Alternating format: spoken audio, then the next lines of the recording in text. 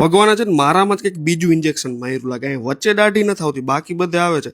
બાકી બધાને કેવું બધે બરોબર જ દાઢી હોય. અને આ પ્રોજેક્ટ છે ને મારા મમ્મી એના સ્ટુડન્ટ લોકો માટે બનાવ્યો હતો. અને અહીંયા છે ને મારું કામ હાલતું હતું ને તો અચાનક ઠંડી લાગી. તો મેં જોયું ને તો એસી કોકે ચૂએ કરી દીધું હતું. અને આ છે ને બેસ્ટ એડ કહેવાય. ઉપરથી આખું ગાર્ડન બતાવી દીધું અને એરો ઉપર માર્યો છે. એનાથી છે ને તમને લાઈવ બિલ્ડિંગ જ બતાવી દી, જોઈ લ્યો ભાઈ. અને આ છે ને વ્હાઇટ ક્રોના કપડાં તો આપણે આવતા જન્મમાં જ પહેરવાના છે હો. અને ટૂંકમાં છે ને આખું આ કોમ્પ્લેક્સ જ બહુ કોસ્ટલી છે. હું તો કહું કોમ્પ્લેક્સનું નામ છે ને રેનની બારે રાખી દો. અને આ લંડન આઈની ઉપરની જે જગ્યા છે ને એ બહુ અનલકી હોય ને એવું લાગે. અહીંયા કોઈ ધંધા હાલતા જ નથી.